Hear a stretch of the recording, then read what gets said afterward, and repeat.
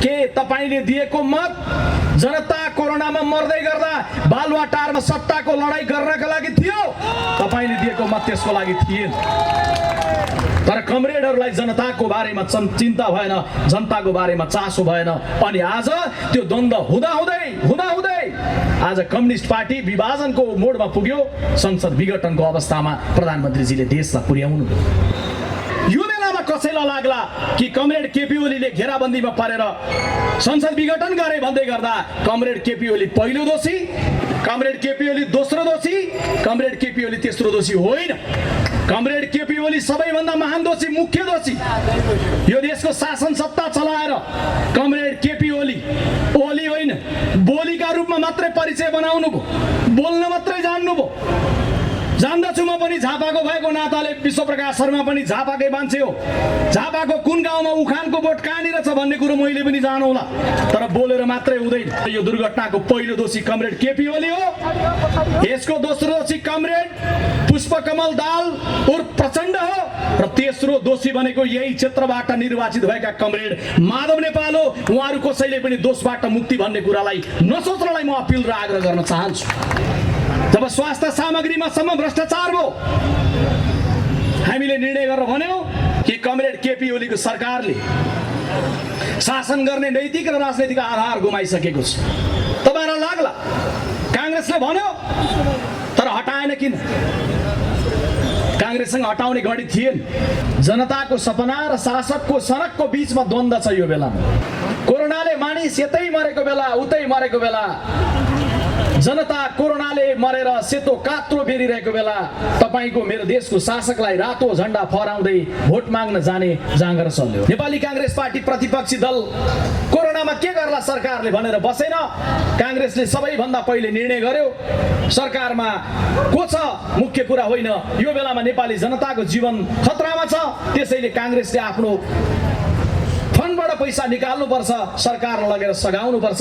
कांग्रेसले lockdown भएको तेस्रो दिन नै सरकारको खातामा लगेर 50 लाख रुपियाँ जम्मा गर्यो। सरकार सबै अरु बाँकी कुरा बन्द गर, केवल जनताको सेवामा समर्पित बन्नु। हामीले यो भनिरह्यौं। संसद मात्रै विघटन भएको छैन। संसद विघटनसँगै जनताको 7 वटा सपना जो कम्युनिस्ट पार्टीसँग चुनावको बेलादेखि गाँसिएको थियो, 7 वटा सपना पनि विखण्डन भएको छ। हामीले निर्णय गर्यौं कुनै लामो बहस छलफल धेरै समय नलगाइकन हामी सबै एउटा निष्कर्षमा थियौं कि यो संसद विघटन असंवैधानिक छ, संसद विघटन अलोकतान्त्रिक छ, यो संसद विघटन सर्वसत्तावाद उन्मुख छ। पार्टीले 5 गतेको दिन जे निर्णय गर्यो त्यो निर्णयको पक्षमा अहिले पनि पार्टी छ। त्यो भन्दा किंचित पनि तल माथि दायाँ बायाँ इन्तु परन्तु पार्टी छैन। अलि अगाडिसम्म कांग्रेसका दिन गए भन्नेहरू, अलि अगाडिसम्म कांग्रेसलाई दिउँसै लाइट बालेर खोज्नुपर्छ भन्ने प्रचण्ड र माधव नेपालहरू पनि टाइम मिलाउँदै कांग्रेसको केन्द्रीय कार्यालयमा पुसको 6 गते पुग्नुभयो। कांग्रेसले सर्वदलीय बैठक त्यही बोलायो। त्यो बैठकबाट पनि कांग्रेसले निर्णय गर्यो, सर्वदलीय सहमतिका साथ सबैको साझा धारणा निर्माण गर्यो कि प्रतिनिधि सभाको विघटन सर्वसत्तावाद उन्मुख छ, असंवैधानिक छ, अलोकतान्त्रिक छ र त्यसलाई राजनीतिक ढंगले प्रतिवाद गर्न जरुरी छ। कि अब दुनियाँमा प्रजातन्त्रलाई खतरा सैनिक जनरलहरूको बन्दुकले होइन, जनताबाट निर्वाचित भएका प्रधानमन्त्रीबाटै, जनताबाट निर्वाचित भएका राष्ट्रपतिहरूबाटै छ। त्यसकारण यो खतरातर्फ सबै सजग हुनुपर्छ। सिंगो दुनियाँका लागि सजग बनाएर लेखेका छन् र नेपाली कांग्रेस पार्टी त्यो दिशामा सजग भएर आज देशव्यापी रूपमा प्रदर्शनमा छ। किनभने नेपाली कांग्रेस पार्टी जेठो दल भएको नाताले जिम्मेवारीमा पनि जेठो हो। मैले बेला बेला बोल्दा भन्ने गरेको छु, जेठो सदैव जेठो हुन्छ। जन्मले पनि जेठो, सिद्धान्तले जेठो, जिम्मेवारीले जेठो, कर्मले जेठो, इतिहासले जेठो, आजको वर्तमानले जेठो, भविष्यको लागि जेठो। जेठो भएको नाताले अहिले मैले अपिल र आग्रह गर्नुपर्छ। जस्तै संकट मुलुकमा परोस्, नेपाली कांग्रेस पार्टीले त्यो संकटको बेलामा देशलाई ढाडस पनि दिन्छ। दिदीबहिनी दाजुभाइहरूलाई अपिल पनि गर्छ कि हामी छौं, कांग्रेस छ, कांग्रेस थियो त्यसैले 7 सालको परिवर्तन भयो, कांग्रेस थियो त्यसैले समावेशिताको राजनीति मुलुकमा प्रारम्भ भयो, कांग्रेस थियो त्यसैले 30 वर्षको पञ्चायती व्यवस्थालाई कम्युनिस्टलाई पनि सँगसँगै घाँसेर परिवर्तनमा लग्यो, कांग्रेस थियो त्यसैले 10 वर्षको माओवादी विद्रोह जंगल भट्किएका र प्रचण्डहरूलाई पनि शान्ति प्रक्रियामा लिएर आयो। कांग्रेस थियो, त्यसैले अरू कमरेडहरूको नेतृत्वमा नबनेको संविधान कांग्रेसको नायकत्वमा बन्यो। कांग्रेस थियो, त्यसैले अरूको नेतृत्वमा नभएको निर्वाचन कांग्रेसको नेतृत्वमा भयो। त्यसैले आज पनि कांग्रेस जिउँदैछ, कांग्रेस छ, त्यसैले मुलुकले फेरि पनि बाटो प्राप्त गर्छ। जेठो दल चुनाव जितेर ठुलो हुँदै गर्दा पनि जेठो नै हुन्छ, चुनाव हारेर प्रतिपक्ष बन्दै गर्दा पनि जेठो हुन्छ। जेठोको हैसियत फरक पर्दैन। जेठो भएको नाताले जेठोको पोजिसन बुझ्नलाई सरल भाषामा तपाईहरु बुझ्नुहुन्छ। वैशाख 12 को भूकम्पले सिन्धुपाल्चोकको कुनै गाउँमा जेठो दाजुको घर भत्कियो अनि जेठो दाजु टहरामा गएर बस्न थाल्यो भनेर काइला र अन्तरेहरू जेठो हुँदैनन्। जेठोको त्यही टिनको टहरामा बस्ने पनि जेठोको जिम्मेवारीमा हुन्छ। त्यसैले त्यही टहरामा बसेर सोचे जस्तो कांग्रेस आज यो बेलामा अपिल गर्दछ दिदीबहिनी दाजुभाइहरू, अब भ्रमबाट मुक्त हुनुहोस्। केही जरुरी छैन कम्युनिस्ट पार्टीलाई दुश्मन सोच्नु पर्ने। कम्युनिस्ट पार्टीलाई मत दिनेहरूलाई दुश्मन हामी सोच्दैनौँ। तपाईले हिजो मत दिँदै गर्दा दिनुभयो, एउटा सपना सोच्नुभयो, एउटा विश्वास सोच्नुभयो, एउटा भ्रममा रहनु। तर एमाले र माओवादीका युवाहरू हो, मेरो आवाज सुन्दै गर्दा तपाईले फर्केर सम्झेर हेर्नुहोस् त। एमाले र माओवादी नाम गरेको दुईटा दललाई एक बनाउँदै गर्दा के तपाईलाई सोधिएको थियो? थिएन।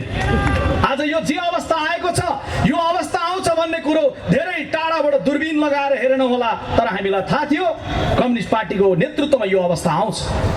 रगत बगाएका माओवादी कार्यकर्तालाई सोधिएन कि संशोधनवादी भनिएको, बुर्जुवा शक्ति भनिएको, भाइ कांग्रेस भनिएको एमालेसँग मिल्ने कि नमिल्ने? रगत बगाएको माओवादी कार्यकर्तालाई सोधिएको थिएन। अनि गाउँमा बसेर मेहनत गरेर दुःख गरेर जनताको सेवा गरेर मत लिन्छौं कम्युनिस्ट पार्टीलाई भनेर एमाले बनाएर बचाएर बसेका एमालेका कार्यकर्तालाई सोधिएन कि कमरेड प्रचण्डको त्यो पार्टी जसलाई उग्र वामपन्थी गुरिल्लाहरूको पार्टी, उग्रवादीहरूको पार्टी बन्यो, यो पार्टीसँग मिल्ने कि नमिल्ने भनेर तिनलाई पनि सोधिएन। तपाईलाई नसोधिकन काठमाडौँको एउटा कुनामा बसेर बनाइएको थियो पार्टी। त्यो पार्टी बनाउँदै गर्दा कुनै सिद्धान्तको एकता थिएन, कुनै गहिरो विश्लेषण थिएन। जम्मा जम्मी दुई थान कमरेडहरूलाई आलो पालो प्रधानमन्त्री बन्नु थियो, केपी ओलीलाई, प्रचण्डलाई, अनि तपाईको कुनै सिद्धान्त दृष्टिकोण नराखिकन एकाएक एकता गरियो। त्यसबेलै हामीले भनेका थियौं यो एउटा यस्तो मोटर बनाइदिएछ जुन मोटरमा माओवादको पेट्रोल पनि हालिदिएछ, बौद्धले जनवादको डिजेल पनि हालिदिएछ। डिजेल र पेट्रोल हालेर हिँडेको गाडी कोटेश्वरबाट गयो भने बानेश्वर नपुगिकन तीन कुनामा दुर्घटना हुन सक्छ हामीले भनेका थियौं। आज भएको त्यही। कांग्रेसले 46 सालको परिवर्तनपछि गाउँहरूमा बाटो पुर्याएका छौं दिदीबहिनी दाजुभाइहरू। त्यो बाटोहरू कालोपत्रे गर्न बाँकी छ। हामीले गोरेटोहरू बनाएका छौं, ती गोरेटोहरूलाई कालो बनाउने हाम्रो सपना छ। आदरणीय मतदाता दिदीबहिनी दाजुभाइहरू, तपाईहरु सुन्दै हुनुहुन्छ भने सम्झिनुहोस् तपाईलाई त्यो सपना जस्तो लागेन। कांग्रेस त गोरेटोलाई कालो पत्रे बनाउने मात्रै भन्छ। तपाईलाई त्यो सपना जस्तो लागेन। तपाईलाई लाग्यो सपना त चुच्चो भएको रेल कमरेड केपी ओलीले ल्याउँछु भन्नुभएको छ, त्यो सपना हो भन्ने लाग्यो। अनि तपाई बिहानै बिउजिनु भो, रेल सम्झिँदै गएर ड्याम भोट हाल्नुभयो।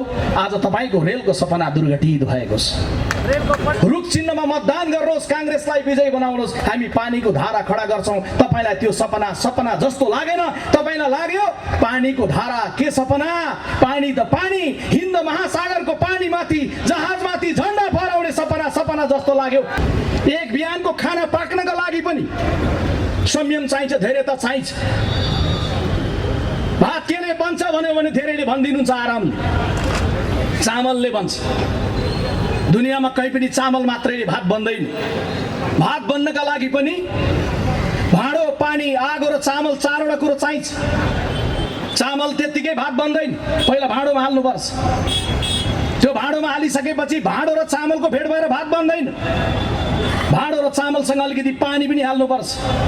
पानी र आगो जतिसुकै दुश्मनी होस्, भरे साँझ खाने तपाईको भातमा अलिकति आगो पनि हुन्छ, अलिकति पानी पनि हुन्छ। भाँडो, पानी र चामल भइसकेपछि तलबाट अलिकति आगो चाहिन्छ।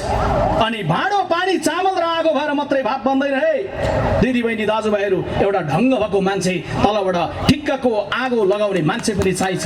चामल धेर भयो काँचो हुन्छ, आगो धेर भयो भात डढ्छ, पानी धेर भयो गिलो हुन्छ। हामी जम्मा यति त भनिरहेका छौँ, देश बनाउनलाई बिस्तारै बिस्तारै हुन्छ। एक बिहानको एक छाक बनाउनलाई, भाडो पानी आगो चामल लिएर एक छाक बनाउनलाई त कति संयम चाहिँदो रहेछ भने देश बनाउने कुरो त समय लाग्छ। हामीले भनेका थियौँ, पत्याउनु भएन नि। आज सिंहदरबारमा हेर्नुहोस्, कहिले पानी धेर हालेका छन्, गिलो भएको छ, कहिले आगो लगाएका छन्, डढेको छ। सिंहदरबारबाट डढेको चामलको मात्रै गन्ध आइरहेको छ। केही पनि प्रगति मुलुकले लिने दिशामा गएको छैन। काम गर्नलाई प्रधानमन्त्रीलाई होस् या चुनाव जितेको दललाई होस्, समय मिलोस्।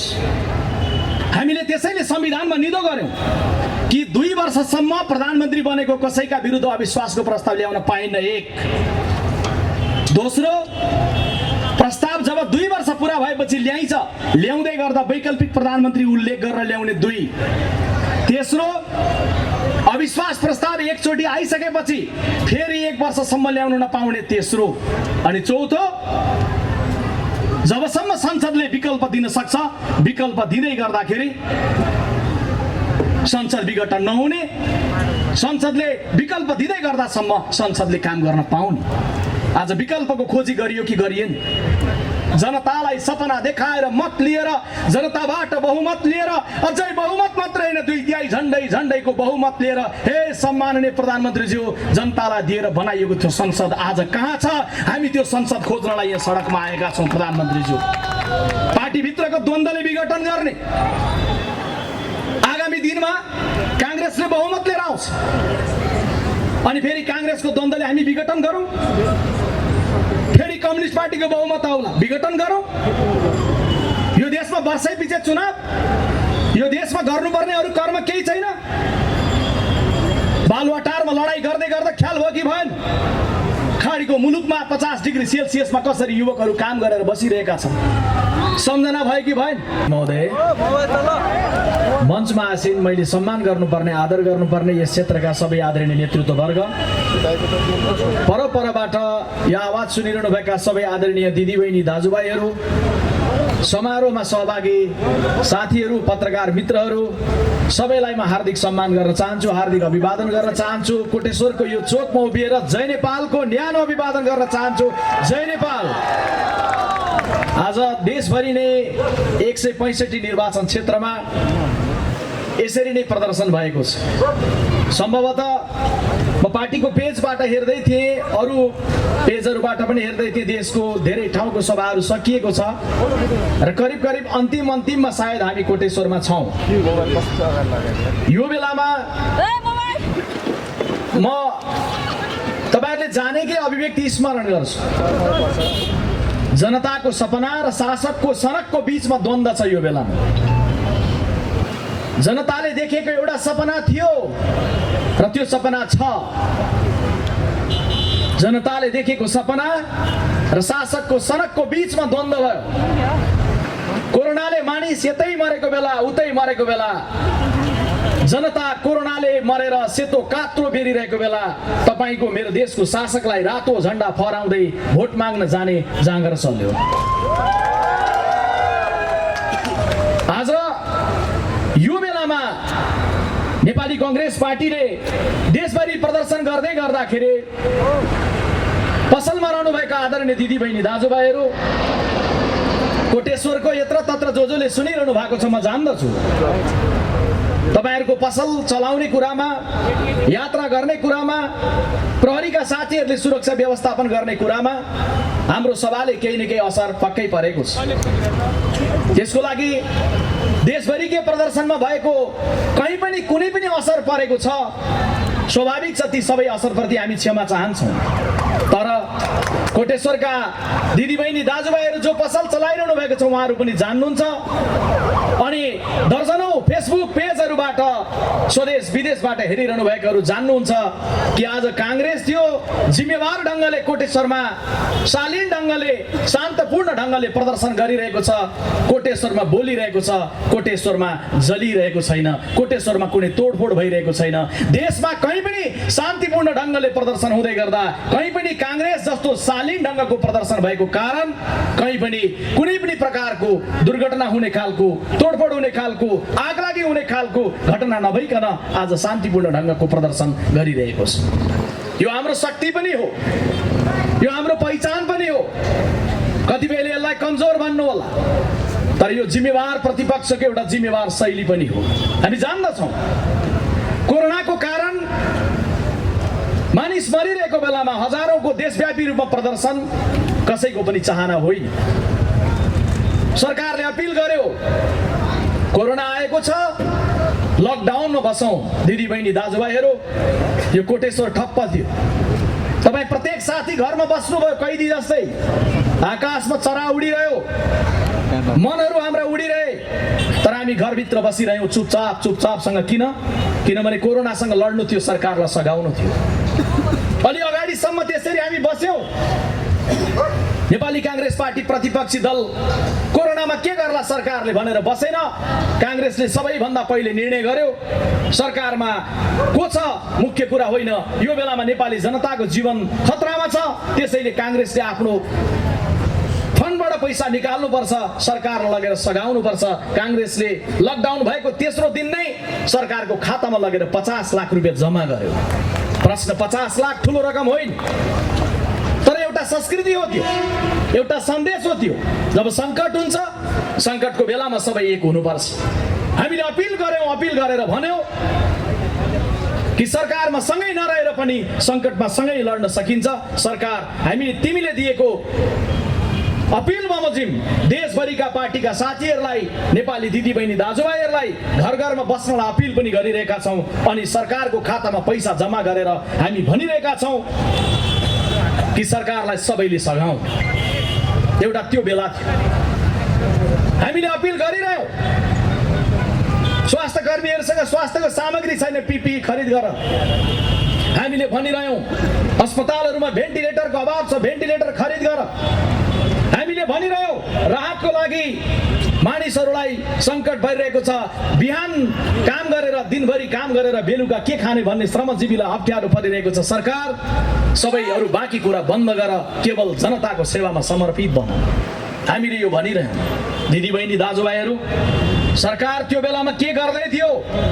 मेरो आवाज सुन्दै गरेको कुनै युवक टाढा बसेर सम्झिँदै हुनुहुन्छ भने त्यो बेला मङ्सिर 2074 सालमा घाममा लाम लागेर कम्युनिस्ट पार्टीलाई मत दिनलाई उभिएको कुनै युवक मेरो आवाज कोटेश्वरमा सुन्दै हुनुहुन्छ या स्वदेश विदेशमा लाइभ हेर्दै हुनुहुन्छ भने कृपया तपाईको दाहिने हात छातीमा राखिदिनुहोस् अनि आफैलाई प्रश्न गरिदिनुहोस्, के तपाईले दिएको मत जनता कोरोनामा मर्दै गर्दा बालुवाटारमा सत्ताको लडाईँ गर्नका लागि थियो? तपाईले दिएको मत त्यसको लागि थिएन। तर कमरेडहरूलाई जनताको बारेमा चिन्ता भएन, जनताको बारेमा चासो भएन अनि आज त्यो द्वन्द्व हुँदै आज कम्युनिस्ट पार्टी विभाजनको मोडमा पुग्यो। संसद विघटनको अवस्थामा प्रधानमन्त्रीजीले देशलाई पुर्याउनु। संसद मात्रै विघटन भएको छैन, संसद विघटनसँगै जनताको 7 वटा सपना जो कम्युनिस्ट पार्टीसँग चुनावको बेलादेखि गाँसिएको थियो, 7 वटा सपना पनि विखण्डन भएको छ। विखण्डन भएका एक वटा सपना म गनेर तपाईको समक्ष राख्छु नै, त्यसमा म पछि आउँछु। त्योभन्दा अगाडि म पहिला पस्याउँ। मिडियाका साथीहरू पनि हुनुहुन्छ, देश दुनियाँबाट लाइभ हेरिरहनु भएको छ। कांग्रेस अस्पष्ट पो छ कि, कांग्रेस अलबलमा पो छ कि, कांग्रेसको धारणा के हो भन्ने बारेमा पनि चासो छ, जिज्ञासा छ। पार्टीको प्रवक्ता भएको नाताले मैले यहाँको समारोहलाई पनि लाइभ हेरिरहनु भएका देशभरिका दिदीबहिनी दाजुभाइलाई पनि मैले प्रश्नाउनु पर्ने हुन्छ। मैले क्रमशः बताऊँ, पुसको 5 गते संसद विघटन गरियो। किञ्चित 1 मिनेट पनि ढिलो नगरिकन तत्काल पार्टीको काठमाडौँ उपत्यकामा उपलब्ध वर्तमान र पूर्व पदाधिकारीहरूको हामीले बैठक बोलायौँ। हामीले निर्णय गर्यौँ, कुनै लामो बहस छलफल धेरै समय नलगाइकन हामी सबै एउटा निष्कर्षमा थियौँ कि यो संसद विघटन असंवैधानिक छ, संसद विघटन अलोकतान्त्रिक छ, यो संसद विघटन सर्वसत्तावाद उन्मुख छ। पार्टीले 5 गतेको दिन जे निर्णय गर्यो त्यो निर्णयको पक्षमा अहिले पनि पार्टी छ, त्योभन्दा किञ्चित पनि तल माथि दायाँ बायाँ इन्तु परन्तु पार्टी छैन। 5 गते विघटनको लगत्तै त्यो धारणा बनाएर 6 गते नेपाली कांग्रेसले नै सर्वदलीय बैठक बोलायो। नेपाली कांग्रेसको केन्द्रीय कार्यालयमा नेपाल कम्युनिस्ट पार्टीका नेताहरूलाई पनि बोलायो। अलि अगाडिसम्म कांग्रेसका दिन गए भन्नेहरू, अलि अगाडि जबसम्म काङ्ग्रेसलाई दिउँसै लाइट बालेर खोज्नुपर्छ भन्ने प्रचण्ड र माधव नेपालहरू पनि टाइम मिलाउँदै काङ्ग्रेसको केन्द्रीय कार्यालयमा पुसको 6 गते पुग्नुभयो। काङ्ग्रेसले सर्वदलीय बैठक त्यही बोलायो। त्यो बैठकबाट पनि काङ्ग्रेसले निर्णय गर्यो, सर्वदलीय सहमतिका साथ सबैको साझा धारणा निर्माण गर्यो कि प्रतिनिधि सभाको विघटन सर्वसत्तावाद उन्मुख छ, असंवैधानिक छ, अलोकतान्त्रिक छ र त्यसलाई राजनीतिक ढङ्गले प्रतिवाद गर्न जरुरी छ। राजनीतिक ढङ्गले नै प्रतिवाद गर्छ। सर्वोच्च अदालतबाट आउने फैसला, सर्वोच्च अदालतले गर्ने विषय कानुनी क्षेत्रकाले आफ्नो ढङ्गले जुझ्ने र लड्ने पाटो आफ्नो ठाउँमा छ। राजनीतिक दलले सडक बाटो प्रतिरोध गर्छ, राजनीतिक दलले सार्वजनिक समारोह मार्फत प्रतिरोध गर्छ, राजनीतिक दलले आफ्नो धारणालाई प्रश्न राखेर प्रतिरोध गर्छ र 5 गते पदाधिकारी निर्णय, 6 गते सर्वदलीय निर्णय पछाडि किन्चित ढिलो नगरी 7 गते हामीले केन्द्रीय समितिको बैठक प्रारम्भ गर्यौं। देशभरिबाट आउनुभएका केन्द्रीय समितिका सदस्यहरूले बोल्ने क्रम चल्दै गर्दा नै 9 गते सभापति शेरबहादुर देउवाले प्रस्ताव गर्नुभयो र 13 गते आज संसद विघटन गरेको 1 हप्ता पुग्दै गर्दा आज हामी देशभरि हजारौंको संख्यामा, लाखौंको संख्यामा छौं। किनभने हामी जान्दछौं हाउ डेमोक्रेसी डाइज भन्ने पुस्तकमा लेख्ने लेखक द्वयले लेखेका छन् कि अब दुनियाँमा प्रजातन्त्रलाई खतरा सैनिक जनरलहरूको बन्दुकले होइन, जनताबाट निर्वाचित भएका प्रधानमन्त्रीबाटै, जनताबाट निर्वाचित भएका राष्ट्रपतिहरूबाटै छ। त्यसकारण यो खतरातर्फ सबै सजग हुनुपर्छ, सिङ्गो दुनियाँका लागि सजग गनाएर लेखेका छन् र नेपाली कांग्रेस पार्टी त्यो दिशामा सजग भएर आज देशव्यापी रूपमा प्रदर्शनमा छ। दिदीबहिनी दाजुभाइहरू, यहाँहरू जान्नुहुन्छ नेपाली कांग्रेस पार्टी प्रदर्शन गरिरहँदै गर्दाखेरि बडा संयमित पनि छ, गम्भीर पनि छ, जिम्मेवार ढङ्गले सोचिरहेको छ। कांग्रेसका पाकाहरूले मात्रै होइन, कांग्रेसका युवा भनिएका हामी पछिल्लो पुस्ताहरूले पनि अहिलेको बेलामा यो देशलाई एउटा मार्ग प्रशस्त गर्नका लागि अत्यन्तै एकताबद्ध ढङ्गले, संयमित ढङ्गले, जिम्मेवार ढङ्गले, परिपक्व ढङ्गले सोच्नुपर्छ भन्ने कुरोमा हामी प्रष्ट छौँ। किनभने नेपाली कांग्रेस पार्टी जेठो दल भएको नाताले जिम्मेवारीमा पनि जेठो हो। मैले बेला बेला बोल्दा भन्ने गरेको छु, जेठो सदैव जेठो हुन्छ। जन्मले पनि जेठो, सिद्धान्तले जेठो, जिम्मेवारीले जेठो, कर्मले जेठो, इतिहासले जेठो, आजको वर्तमानले जेठो, भविष्यको लागि जेठो। जेठो भएको नाताले अहिले मैले अपिल र आग्रह गर्नुपर्छ, जस्तै संकट मुलुकमा परोस्, नेपाली कांग्रेस पार्टीले त्यो संकटको बेलामा देशलाई ढाडस पनि दिन्छ। दिदीबहिनी दाजुभाइहरूलाई अपिल पनि गर्छ कि हामी छौँ, कांग्रेस छ, कांग्रेस थियो त्यसैले 7 सालको परिवर्तन भयो, कांग्रेस थियो त्यसैले समावेशिताको राजनीति मुलुकमा प्रारम्भ भयो, कांग्रेस थियो त्यसैले 30 वर्षको पञ्चायती व्यवस्थालाई कम्युनिस्टलाई पनि सँगसँगै घाँसेर परिवर्तनमा लग्यो, कांग्रेस थियो त्यसैले 10 वर्षको माओवादी विद्रोह, जंगल भट्किएका बादल बाबुराम र प्रचण्डहरूलाई पनि शान्ति प्रक्रियामा लिएर आयो, कांग्रेस थियो त्यसैले अरू कमरेडहरूको नेतृत्वमा नबनेको संविधान कांग्रेसको नायकत्वमा बन्यो, कांग्रेस थियो त्यसैले अरूको नेतृत्वमा नभएको निर्वाचन कांग्रेसको नेतृत्वमा भयो। त्यसैले आज पनि कांग्रेस जिउँदै छ, कांग्रेस छ त्यसैले मुलुकले फेरि पनि बाटो प्राप्त गर्छ। यही भन्नलाई, यही अपिल गर्नका लागि आज हामी देशभरिको सभामा छौँ। किनभने मैले बेला बेला बोल्ने वाक्य म दोहोर्याउँछु यहाँ आज पनि, जेठो सदैव जेठो हुन्छ, सत्ताको नेतृत्व गर्दा पनि जेठो हुन्छ, प्रतिपक्षमा बस्यो भने पनि जेठो हुन्छ। जेठो दल चुनाव जितेर ठुलो हुँदै गर्दा पनि जेठो नै हुन्छ, चुनाव हारेर प्रतिपक्ष बन्दै गर्दा पनि जेठो हुन्छ। जेठोको हैसियत फरक पर्दैन। जेठो भएको नाताले जेठोको पोजिसन बुझ्नलाई सरल भाषामा तपाईहरु बुझ्नुहुन्छ। वैशाख 12 को भूकम्पले सिन्धुपाल्चोकको कुनै गाउँमा जेठो दाजुको घर भत्कियो अनि जेठो दाजु टहरामा गएर बस्न थाल्यो भनेर काइला र अन्तरेहरू जेठो हुँदैनन्। जेठोको त्यही टिनको टहरामा बस्ने पनि जेठोको जिम्मेवारीमा हुन्छ। त्यसैले त्यही टहरामा बसेर सोचे जस्तो कांग्रेस आज यो बेलामा अपिल गर्दछ, दिदीबहिनी दाजुभाइहरू, अब भ्रमबाट मुक्त हुनुस्, भ्रमको सपनाबाट मुक्त हुनुस्। मैले बोल्दै गर्दा तथ्यका साथै बोल्दैछु। केही जरुरी छैन कम्युनिस्ट पार्टीलाई दुश्मन सोच्नु पर्ने। कम्युनिस्ट पार्टीलाई मत दिनेहरूलाई दुश्मन हामी सोच्दैनौँ। तपाईले हिजो मत दिँदै गर्दा दिनुभयो, एउटा सपना सोच्नुभयो, एउटा विश्वास सोच्नुभयो, एउटा भ्रममा रहनु। तर एमाले र माओवादीका युवाहरू हो, मेरो आवाज सुन्दै गर्दा तपाईले फर्केर सम्झेर हेर्नुहोस् त, एमाले र माओवादी नाम गरेको दुईटा दललाई एक बनाउँदै गर्दा के तपाईलाई सोधिएको थियो? थिएन। आज यो जे अवस्था आएको छ, यो अवस्था आउँछ भन्ने भन्ने कुरो धेरै टाढाबाट दूरबीन लगाएर हेरेन होला, तर हामीलाई थाहा थियो कम्युनिस्ट पार्टीको नेतृत्वमा यो अवस्था आउँछ। रगत बगाएका माओवादी कार्यकर्तालाई सोधिएन कि संशोधनवादी भनिएको, बुर्जुवा शक्ति भनिएको, भाइ काङ्ग्रेस भनिएको एमालेसँग मिल्ने कि नमिल्ने? रगत बगाएको माओवादी कार्यकर्तालाई सोधिएको थिएन। अनि गाउँमा बसेर मेहनत गरेर दुःख गरेर जनताको सेवा गरेर मत लिन्छौँ कम्युनिस्ट पार्टीलाई भनेर एमाले बनाएर बचाएर बसेका एमालेका कार्यकर्तालाई सोधिएन कि कमरेड प्रचण्डको त्यो पार्टी जसलाई उग्र वामपन्थी गुरिल्लाहरूको पार्टी उग्रवादीहरूको पार्टी बन्यो, यो पार्टीसँग मिल्ने कि नमिल्ने भनेर तिनलाई पनि सोधिएन। तपाईँलाई नसोधिकन काठमाडौँको एउटा कुनामा बसेर बनाइएको थियो पार्टी। त्यो पार्टी बनाउँदै गर्दा कुनै सिद्धान्तको एकता थिएन, कुनै गहिरो विश्लेषण थिएन। जम्मा जम्मी दुई थान कमरेडहरूलाई आलो पालो प्रधानमन्त्री बन्नु थियो केपी ओलीलाई, प्रचण्डलाई, अनि तपाईँको कुनै सिद्धान्त दृष्टिकोण नराखिकन एकाएक एकता गरियो। त्यसबेलै हामीले भनेका थियौँ यो एउटा यस्तो मोटर बनाइदिएछ जुन मोटरमा माओवादको पेट्रोल पनि हालिँदैछ, बौद्धले जनवादको डिजेल पनि हालिँदैछ। डिजेल र पेट्रोल हालेर हिँडेको गाडी कोटेश्वरबाट गयो भने बानेश्वर नपुगिकन तीन कुनामा दुर्घटना हुन सक्छ हामीले भनेका थियौँ। आज भएको त्यही।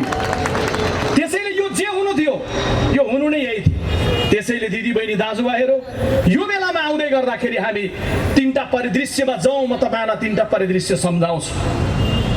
एउटा परिदृश्य करिब 15 वर्ष अगाडिको, 62-63 सालभन्दा अलि थोरै अगाडिको। यतै मान्छे मर्दै थिए, उतै मर्दै थिए। 7 समुद्र पारीबाट कसैले सोध्यो तिम्रो देशमा के सस्तो छ भन्दा मेरो देशमा पेट्रोल महँगो छ, डिजेल महँगो छ, चामल महँगो छ, मेरो देशमा मान्छेको जिन्दगी सस्तो छ, मान्छेको रगत सस्तो छ भन्ने दिन थियो। रगत बगिरहेको थियो माओवादी विद्रोहको कारण। अर्कोतिर शासन हातमा लिएर महाराज धिराज तल रगत बगिरहेको झोलुङ्गे पुल माथि बसेर बाँसुरी बजाइरहेको दृश्य थियो यो देश। काङ्ग्रेस थियो, सबलाई समन्वय गर्यो र एउटा निष्कर्षमा पुर्यायो। तर आज 15 वर्ष पछाडि त्यसबेला देखिएको सपना, 12 बुँदे समझदारी, 19 दिनको जनआन्दोलन, जनताले 70 वर्षको सपना पुरा गरेर बनाएको संविधान सभा, पहिलो संविधान सभाबाट नबनेर दोस्रो संविधान सभाबाट बनाइएको संविधान, अनि त्यस बीचमा घोषणा गरिएको गणतन्त्र, अनि संविधान निर्माणपछि गराइएको 3 तहको चुनाव के हामीले देखेको सपना, हामीले राजनीतिक अध्याय पुरा गर्दै गर्दा सडकमा हिँड्दै गरेको युवकलाई भनेको होइन के युवक आऊ अन्तिम पटक सङ्घर्षमा आऊ, अब यो देशमा फेरि सङ्घर्ष गर्नु पर्दैन हामीले भनेको होइन। तर त्यो बेला देखिएको सपना फेरि सडकमा आएर दुर्घटित हुँदै गर्दाखेरि आज रोमको महाराज निरो होइन, झोलुङ्गे पुलमाथि बसेर बाँसुरी बजाउने ज्ञानेन्द्र निरो होइन। आज म हेरिरहेको छु कमरेड केपी ओलीलाई त्यो बेलाको हिरोइजमदेखि लिएर आजको निरोइजमसम्म एकैचोटि हेरिरहेको छु कमरेड केपी ओली। त्यो बेलाको त्यो कथाहरूलाई बिर्सिए कमरेड। 15 वर्ष अगाडिको कुरा छोडौँ, केवल 3 वर्ष अगाडिको कुरा गरौँ। जो काङ्ग्रेस हुनुहुन्न नि दिदीबहिनी दाजुभाइहरू पर हुनुहुन्छ, जसले सुन्दै हुनुहुन्छ नि, म तपाईँहरूलाई अपिल गर्छु 3 वर्ष अगाडि सम्झिनुहोस् त। मङ्सिरको महिनामा बिहानै उठ्दै गर्दा के सपना देख्दै मतदान केन्द्र जानुभएको थियो? अघिल्लो दिन राति सुत्नु अगाडि घर परिवार बच्चा बच्ची छोराछोरी बाबुआमा बसेर भोट दिँदै गर्दा के दिने भनेर दिनुभएको थियो?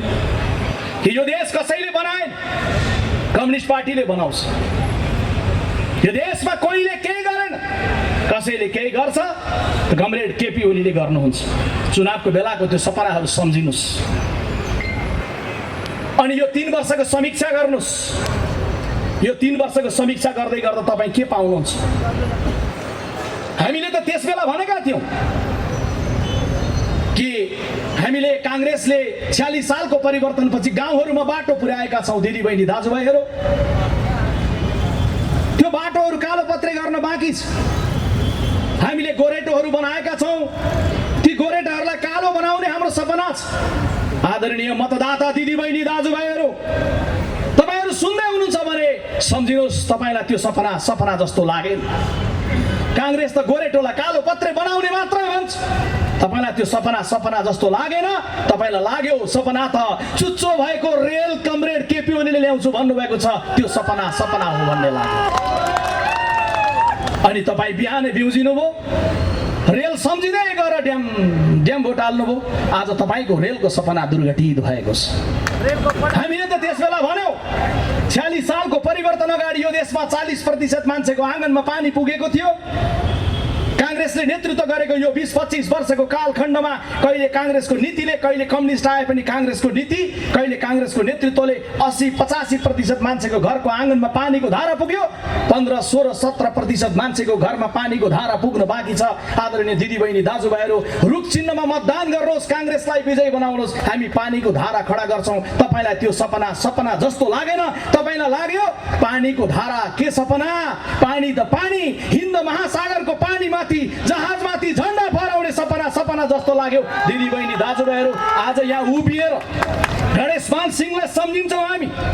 गणेशमान सिंहले जस्तो गरेर जनताको आलोचना गर्ने हैसियत हामी राख्दैनौँ कि 7 सालमा पनि नेपाली जनता थपडी बजाउँछ, 17 सालमा पनि थपडी बजाउँछ।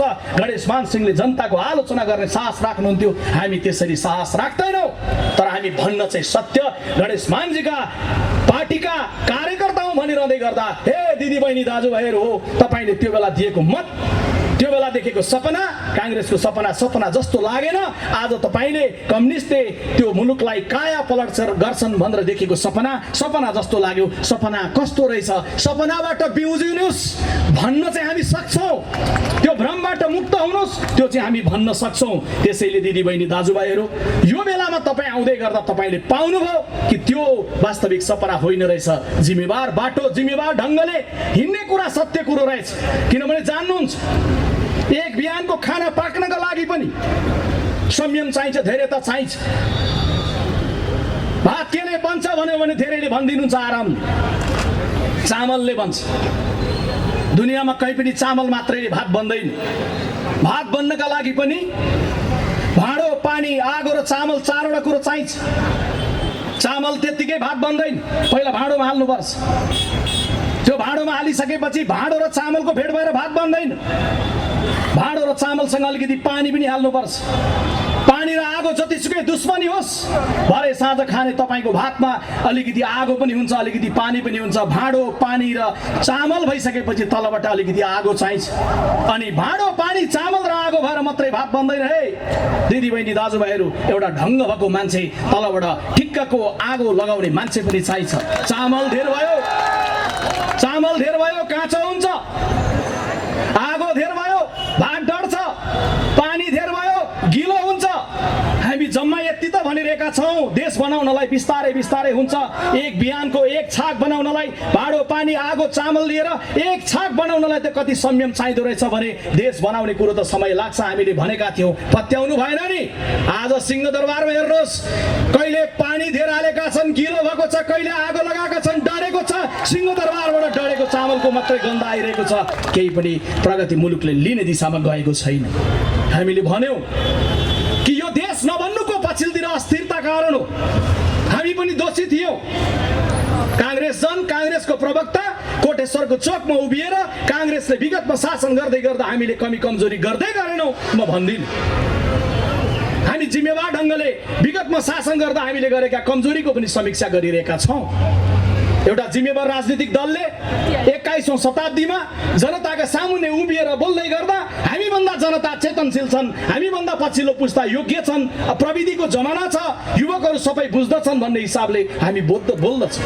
त्यो बोल्दै गर्दा मैले जिम्मेवारपूर्ण ढङ्गले भन्दै गर्दा हो, हामी जान्दछौँ हामीलाई पनि सरकार चलाउँदा कमी कमजोरीहरू भए। हामीले पनि शासन गर्दै गर्दाखेरि जुन गतिमा हुनु पर्थ्यो त्यो हुन सकेन। तर कम्तीमा काङ्ग्रेस एउटा कुरामा इमानदार थियो। त्यो इमानदार भनेको लोकतान्त्रिक प्रक्रियाका प्रति इमानदार थियो, संसदीय शासन प्रणालीका प्रति इमानदार थियो, जनतालाई धेरै ठुलो आश्वासन र आशा देखाउने होइन, गर्न सकिने कुराका प्रति इमानदार थियो। गर्दै गर्दा कमजोरी भयो होला, त्यसलाई आत्मालोचित हुँदै जान्छौँ, हामी आफूलाई सच्याउँदै जान्छौँ। तर दिदीबहिनी दाजुभाइहरू, तपाईँहरूलाई बताउँदै गर्दा भन्छौँ कि समग्र घटनाक्रमबाट हामी परिमार्जित भएर नयाँ ढङ्गले मुलुकलाई नेतृत्व गर्ने ढङ्गले नेपाली काङ्ग्रेस पार्टी आइरहेको छ, आउँदैछ। र त्यो आउने क्रममा यो संविधान बनाउँदै गर्दा हामीले आफूलाई पनि सच्याउने ढङ्गले, आफूलाई पनि दबाब दिने ढङ्गले संविधानमा केही व्यवस्था गरेका थियौँ कि बार सरकारहरू नढलोस्। अरू देशमा सरकार बने चलाउनका लागि, नेपाल देशमा सरकार बने ढलाउनका लागि भन्ने मनोविज्ञान बन्यो। त्यसैले हामीले संविधानमा के व्यवस्था गर्यौँ? 4वटा व्यवस्था गर्यौँ। जुन व्यवस्था अनुसार हाम्रो बनोस् या कम्युनिस्ट पार्टीको सरकार बनोस्, त्यो सरकारले पुरा अवधि काम गरोस्, अस्थिरता नहोस्, भनिएका सपनाहरू पुरा गर्न जिम्मेवार ढङ्गले लागुन्। काम गर्नलाई प्रधानमन्त्रीलाई होस् या चुनाव जितेको दललाई होस्, समय मिलोस्।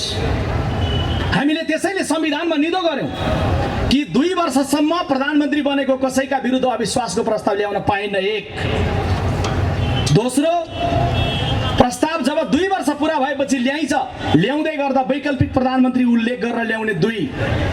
तेस्रो, अविश्वास प्रस्ताव एकचोटि आइसकेपछि फेरि 1 वर्षसम्म ल्याउन नपाउने। तेस्रो अनि चौथो, जबसम्म संसदले विकल्प दिन सक्छ, विकल्प दिँदै गर्दाखेरि संसद विघटन नहुने, संसदले विकल्प दिँदै गर्दासम्म संसदले काम गर्न पाउने। आज विकल्पको खोजी गरियो कि गरिएन? प्रधानमन्त्रीले भन्नुभयो मलाई घेराबन्दीमा राखियो, काम गर्न दिइएन। घेराबन्दी भएको थियो कि थिएन? कम्युनिस्ट पार्टीका कार्यकर्ताहरूले खोज्नुहोस्, जान्नुहोस्।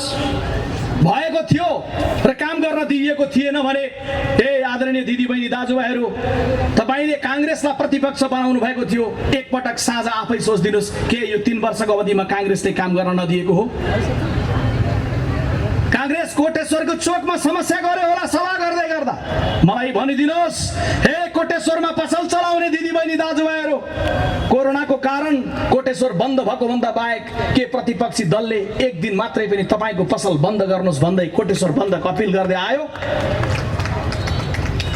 कोटेश्वरको चोकमा टायर बालेर, टायरको मुस्लोले तपाईँको अनुहारमा गाह्रो भएर टायरको धुवाँ पारी सत्तापक्ष र टायरको धुवाँ मारी प्रतिपक्ष के कोटेश्वरमा भयो? या देशभरि सुनिरहनु भएका कहीँ पनि के काङ्ग्रेसले त्यो खालको व्यवहार गर्यो? के काङ्ग्रेसले यो ढङ्गले काम गर्न नदिने अप्ठ्यारो पार्यो? आजको प्रदर्शन 4थो प्रदर्शन हो। 74 सालमा सरकार बन्यो, 75 को साउनमा एउटा, 76 को साउन भदौतिर अर्को, 77 सालको अस्ति मङ्सिरको 29 गते तेस्रो, र आज हामी 4थो, जम्मा 3 वर्षमा 4वटा प्रदर्शन गर्दैछौँ। के हामीले यो ढङ्गले कुनै असह्य गर्यौँ, घेराबन्दी गर्यौँ? त्यसैले आज हामी यो चोकमा उभिएर सोध्न चाहन्छौँ, कोटेश्वरमा उभिएर सोध्न चाहन्छौँ, 165 निर्वाचन क्षेत्रमा उभिएर सोध्न चाहन्छौँ। जनतालाई सपना देखाएर मत लिएर, जनताबाट बहुमत लिएर, अझै बहुमत मात्रै होइन 2/3 झन्डैको बहुमत लिएर, हे सम्माननीय प्रधानमन्त्रीज्यू, जनतालाई दिएर बनाइएको थियो संसद आज कहाँ छ? हामी त्यो संसद खोज्नलाई यहाँ सडकमा आएका छौँ। प्रधानमन्त्रीज्यू, पार्टीभित्रको द्वन्द्वले विघटन गर्ने, आगामी दिनमा काङ्ग्रेसले बहुमत लिएर आउँछ अनि फेरि काङ्ग्रेसको द्वन्द्वले हामी विघटन गरौँ, फेरि कम्युनिस्ट पार्टीको बहुमत आउला, विघटन गरौँ। यो देशमा वर्षै पछि चुनाव, यो देशमा गर्नुपर्ने अरू कर्म केही छैन? बालुवाटारमा लडाइँ गर्दै गर्दा ख्याल भयो कि भएन? खाडीको मुलुकमा 50 डिग्री सेल्सियसमा कसरी युवकहरू काम गरेर बसिरहेका छन्, सम्झना भयो कि भएन? त्यसैले यो बेलामा कसैलाई लाग्ला कि कमरेड केपी ओलीले घेराबन्दीमा परेर संसद विघटन गरे भन्दै गर्दा कमरेड केपी ओली पहिलो दोषी, कमरेड केपी ओली दोस्रो दोषी, कमरेड केपी ओली तेस्रो दोषी होइन। कमरेड केपी ओली सबैभन्दा महान दोषी, मुख्य दोषी। यो देशको शासन सत्ता चलाएर कमरेड केपी ओली होइन, बोलीका रूपमा मात्रै परिचय बनाउनु भयो, बोल्न मात्रै जान्नुभयो। जान्दछु म पनि झापाको भएको नाताले विश्वप्रकाश शर्मा पनि झापाकै मान्छे हो। झापाको कुन गाउँमा उखानको बोट कहाँनिर छ भन्ने कुरो मैले पनि जानौला, तर बोलेर मात्रै हुँदैन। प्रधानमन्त्रीजी केवल बोलीका रूपमा प्रस्तुत हुनुभयो, तर आज यो जे दुर्घटना भएको छ, यो दुर्घटनाको पहिलो दोषी कमरेड केपी ओली हो। यसको दोस्रो दोषी कमरेड पुष्पकमल दाहाल उर्फ प्रचण्ड हो, र तेस्रो दोषी भनेको यही क्षेत्रबाट निर्वाचित भएका कमरेड माधव नेपाल हो। उहाँहरू कसैले पनि दोषबाट मुक्ति भन्ने कुरालाई नसोच्नलाई म अपिल र आग्रह गर्न चाहन्छु। छुट्याएर नहेर्नु होला, कसैलाई भ्रम नरहोस्। काङ्ग्रेस ओलीसँग उभिनेछ, प्रचण्ड माधव नेपाललाई बाई गर्नेछ। कसैलाई भ्रम नरहोस्, प्रचण्ड माधवसँग एक ढङ्गले सडकमा जानेछ, ओलीसँग दूरी हुनेछ। हामी न ओलीसँग नजिक छौँ, न हामी प्रचण्ड माधवसँग नजिक छौँ, हामी नजिक छौँ त नेपाली जनतासँग नजिक छौँ, काङ्ग्रेसको झन्डासँग नजिक छौँ, काङ्ग्रेसको सिद्धान्तसँग नजिक छौँ। त्यसैले हामी जान्दछौँ कि अहिले यो बेलामा स्मरण गराउनुपर्छ, हे कमरेडहरू, काङ्ग्रेसले त पहिले भनेको थियो वैशाख 17 गते 2076 सालमा निर्णय 77 सालमा निर्णय गरेर आजभन्दा 9 महिना अगाडि हामीले निर्णय गरेर भनेका थियौँ। 8-9 महिना अगाडि वैशाख 17 गते जब स्वास्थ्य सामग्रीमा सम्म भ्रष्टाचार भयो, हामीले निर्णय गरेर भन्यौँ कि कमरेड केपी ओलीको सरकारले शासन गर्ने नैतिक र राजनैतिक आधार गुमाइसकेको छ। तपाईँलाई लाग्ला काङ्ग्रेसले भन्यो तर हटाएन किन? काङ्ग्रेससँग हटाउने गणित थिएन। काङ्ग्रेसले जिम्मेवार ढङ्गले यो मात्रै भन्न सक्थ्यो कि केपी ओलीसँग शासन गर्ने राजनैतिक र नैतिक आधार छैन। त्यो छैन भनिसके पछाडि विकल्प खोज्नुपर्ने कर्तव्य नेपाल कम्युनिस्ट पार्टीका नेताहरूको थियो। म सम्झिन्छु कमरेड माधव नेपालले संसदमा गुनगुनाउनु भएको, मेरो देश डुब्न लाग्यो, कोही माझी बचाइदेऊ। कमरेड माधव नेपाल, तपाईँले मैले बोल्दै गरेको आवाज तपाईँको घरसम्म पुग्दैछ भने पुगेकै क्षणमा गुनगुनाइदिनु होला, फेरि पुगेको छैन भने मिडिया पढेर फेसबुक लाइभ हेरेर सम्झिदिनु होला। के तपाईँले भन्नुभएको होइन संसदमा उभिएर बोल्दै गर्दा 1.5 वर्ष अगाडि मेरो देश डुब्न लाग्यो, कोही माझी बचाइदेऊ, अनि 1.5 वर्षसम्म डुब्न लागेको दिन गन्दै गन्दै अहिले डुबिसक्यो, तपाईँको सरकारले डुबाउनतिर लाग्यो, अनि बल्ल हामी यहाँ छौँ भनेर रत्तबारको सडकमा आइपुग्ने तपाईँ। त्यसैले दोष माधव नेपालजीले दोष लिनुहुन्न भन्ने कुरो बिल्कुलै होइन। त्यसैले मैले दोषीको बारेमा भने, पहिलो दोषी कमरेड केपी ओली, दोस्रो दोषी कमरेड प्रचण्ड, तेस्रो दोषी कमरेड माधव नेपाल, अनि यसो भन्दै गर्दा चौथोमा वरियतामा राख्दा सायद गलत होला, तर पनि चौथो नम्बरमा सही सम्झिँदै गर्दा मैले सम्झिन भने अन्याय गर्यो भन्नु होला। सम्माननीय राष्ट्रपति विद्यादेवी भण्डारीले शीतल निवासमा बसेर यो देशको राष्ट्रपति कस्तो भन्नुपर्छ मिडियाका साथीहरू मार्फत म सम्माननीय राष्ट्रपतिजीलाई धेरै यो गर्नु पर्थ्यो, तपाईँले त्यो गर्नु पर्थ्यो, धेरै व्याख्या नगरिकन केवल यति मात्रै आग्रह गर्न चाहन्छु। काङ्ग्रेसको प्रवक्ताले पठाएको छ सन्देश शीतल निवासमा भनिदिनु होला, यो देशमा राष्ट्रपति उहाँ दोस्रो नम्बरमा बन्नुभएको हो, पहिलो नम्बरमा डाक्टर रामवरण यादव राष्ट्रपति बन्नुभएको हो, यही ललितपुरको बागडोलमा बस्नुहुन्छ सम्माननीय राष्ट्रपति विद्यादेवी भण्डारीज्यू।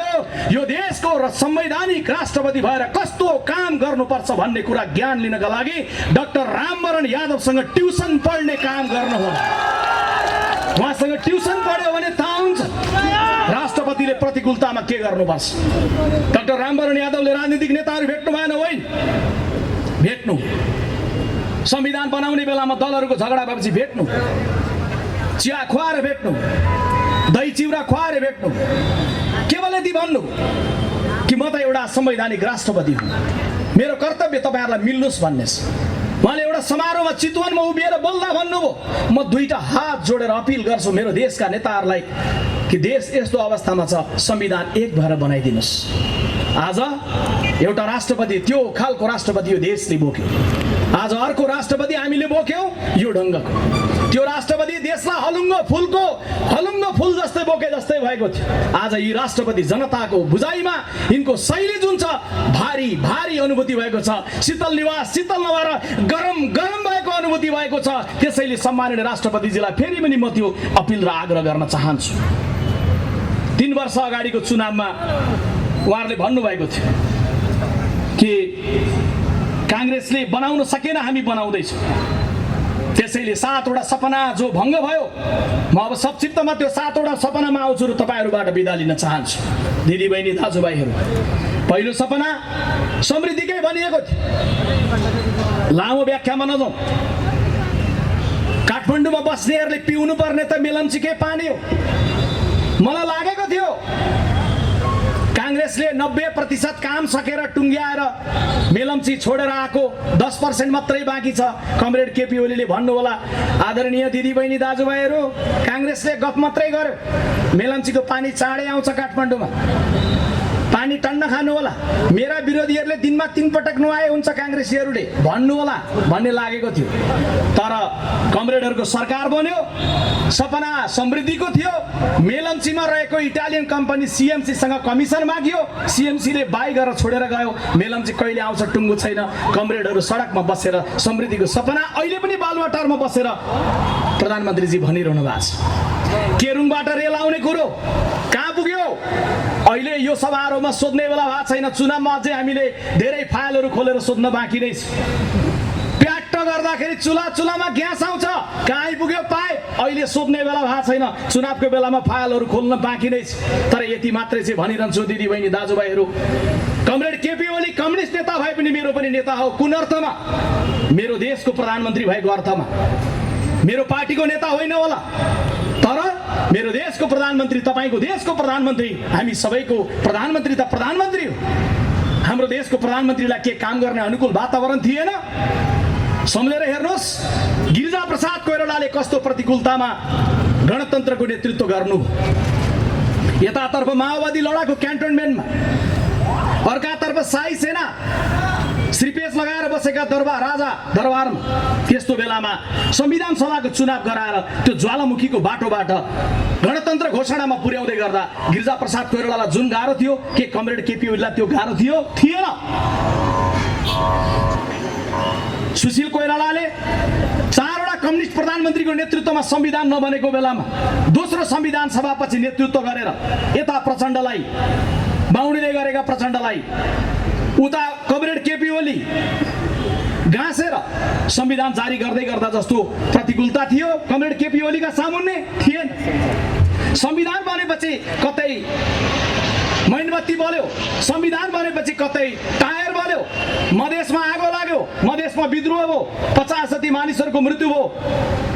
कमरेड केपी ओली 70 को मलेटमा भाषण गर्न जाँदा यस्तै सभा सकिएपछि 4 जना युवकहरू गोली लागेर मर्नुपर्ने अवस्था आयो।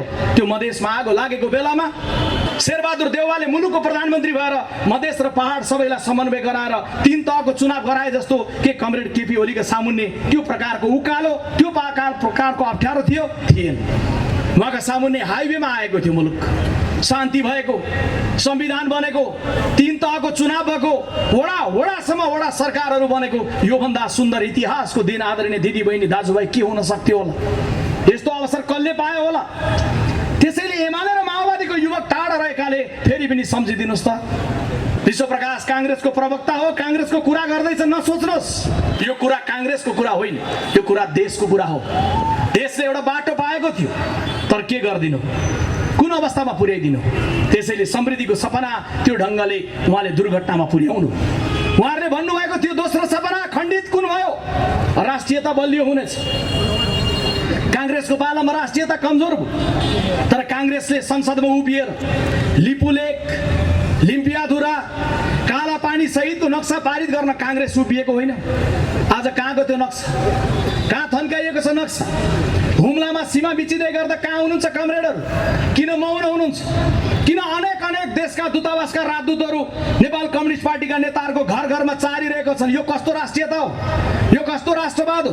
के राष्ट्रियता बलियो भएको अवस्था हो? परिचित अपरिचित अनुहारहरू किन रातारात काठमाडौँको एयरपोर्टमा उत्रिन्छन्? किन रातारात प्रधानमन्त्रीको निवासमा प्रकट हुन्छन्? किन काने खुसीहरू हुन्छ? के यो देशको राष्ट्रियता जनताको हृदयबाट होइन, त्यो प्रकारको मनोविज्ञानबाट बन्ने के यो राष्ट्रियतालाई बलियो बनाइएको अवस्था हो? तेस्रो सपना राष्ट्रियतापछि भङ्ग भएको बजार भाउ छ। पसलमा बेच्न बस्नु भएको आदरणीय दाइले या दिदीले बेच्दै गर्दा किन्दै गरेकोले भन्छ कति महँगो बेच्नु भएको। बेच्नेलाई थाहा छ कि यो सामानको भाउ कहाँबाट बढेर आएको छ, किन्नेलाई पनि थाहा छ। मैले हिजो घोटालले गर्दाखेरि बजार भाउ घट्छ भनेर मैले घोटाले, आज किन्न जाँदा त छैन। प्रधानमन्त्रीको भाषण सम्झियो संसदमा भने प्रधानमन्त्रीले भनिदिनु भयो। एक दिन हाम्रो एकजना सांसदले सोध्नुभयो, सम्माननीय प्रधानमन्त्रीज्यू चुनावको बेला भन्नुहुन्थ्यो म प्रधानमन्त्री भएँ भने बजार भाउ ओह्रालो लाग्छ भन्नुभएको थियो, आज बजार भाउ कहाँ पुग्यो थाहा छ? प्रधानमन्त्रीले जवाब दिँदा भन्नुभयो म सानो छोदा सुकामाना घिउ पाउँथ्यो, 90 रुपियाँ तोला सुन पाउँथ्यो, त्यो खोजेर त हुँदैन नि कमरेड भन्दिनु। के यही जवाब सुन्नका लागि तपाईँले बजार भाउ घट्छ भनेर भोट दिनुभएको थियो? तपाईँको सपना त्यहाँ पुग्यो। चौथो खण्डित भएको सपना भ्रष्टाचारको बारेमा कमरेड केपी ओलीले भन्नुभयो, मिठो बोल्नुभयो। भ्रष्टाचारीको अनुहार हेर्दिन, अङ्कमाल गरिरहँदै गर्दा अनुहार हेर्नै पर्दैन भन्ने कुरो हामीले पछि मात्रै थाहा पायौँ। जब अङ्कमाल गरिएको हुन्छ अनुहार त देखिँदैन, अर्कोपट्टि पुगिसकेको हुन्छ। कसरी अङ्कमाल गर्नु हामी जान्दथ्यौँ। उहाँको नारा थियो भ्रष्टाचारको अन्त गरेर समृद्ध नेपाल, सुखी नेपाली। आज भ्रष्टाचारको अग्लो पहाडमा उभिएर देखिएको छ के त्यही हो समृद्ध नेपाल। त्यो पहाडबाट सुनिँदैछ, त्यो पहाडबाट देखिँदैछ व्हाइट बडीको भ्रष्टाचारको फाइल बन्द गर्ने षड्यन्त्र। के यो समृद्ध नेपाल, यही हो सुखी नेपाल। 70 करोडको टेलिफोन सुनियो प्रिन्टिङ प्रेस खरिदमा, के त्यही हो समृद्ध नेपाल। बालवटारको जग्गा प्रकरण, ओम्नीको प्रकरण हुँदा आदरणीय दिदीबहिनी दाजुभाइहरू, तपाईलाई मलाई हामीलाई घरभित्र राखेर कोरोनाको बेलामा लकडाउनमा हामी बन्द भएर बसेको बेला हाम्रा लागि स्वास्थ्य सामग्री ल्याउँदैछन् भनेर भनेको लिएर आओ भनेको ल्याउन त ल्याए, कमसल ल्याए, हुँदा स्वास्थ्य सामग्रीसम्म भ्रष्टाचार। यही हो समृद्ध नेपाल, सुखी नेपालीको चित्र। कात्रोमा पनि भ्रष्टाचार। त्यसैले तपाईले भन्दै गर्दाखेरि तपाईले देखेको यो चौथो सपना पनि भङ्ग भयो कम्युनिस्ट पार्टीको सरकारको बेलामा। पाँचौं सपना जनताको जीवनको रक्षा हुन्छ कम्युनिस्ट पार्टीको सरकार हुँदा। महिला उप हिंसा बढ्यो, बालिकाहरूको माथि बलात्कार बढ्यो। कति झोक चल्यो होला ती आमाहरूलाई, हामी छोरीका बाबुहरूलाई। जब प्रधानमन्त्रीजीको मन्त्रीले भन्नुभयो, कमरेड रामबहादुर थापा बादलले भन्नुभयो गृह मन्त्रालयमा पत्रकारका सामुन्ने, ए पत्रकार मित्रहरू सम्झिदिनुहोस्, बालिकाहरूमाथि बलात्कार बढ्यो नि गृहमन्त्रीजी, महिलाहरूमाथि हिंसा बढ्यो नि गृहमन्त्रीजी। उहाँले यसो टोपी मिलाउँदै भन्नुभयो अमेरिकामा पनि यस्तै हुन्छ, विकसित मुलुकमा पनि यस्तै हुन्छ। के यही दिन देख्नका लागि कम्युनिस्ट पार्टीलाई मत दिनु भएको थियो? आमाहरू, दिदीबहिनीहरू, यो मुद्दा आमाहरूको मात्रै, दिदीबहिनीको मात्रै होइन। एउटा बालिका माथिको प्रकरण हुँदै गर्दा हामी प्रत्येक माथिको मुद्दा हो। आज भनिदिने अनुकूल अवस्था भएको बेलामा मैले राज्यले कठोर ढङ्गले नियन्त्रण गर्छ भनिदिने